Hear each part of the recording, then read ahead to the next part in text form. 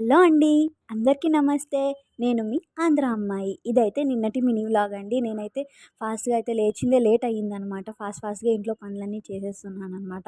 మా అమ్మ వచ్చిందంటే తిడతది కాబట్టి మొత్తం అన్ని పనులైతే చేసేసాను ఫాస్ట్‌గా.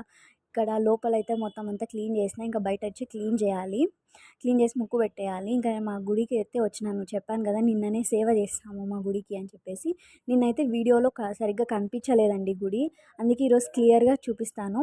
ఇది అయితే వెంకటేశ్వర స్వామి గుడి అనమాట. మా ఇంటి పక్కన ఉంటాది.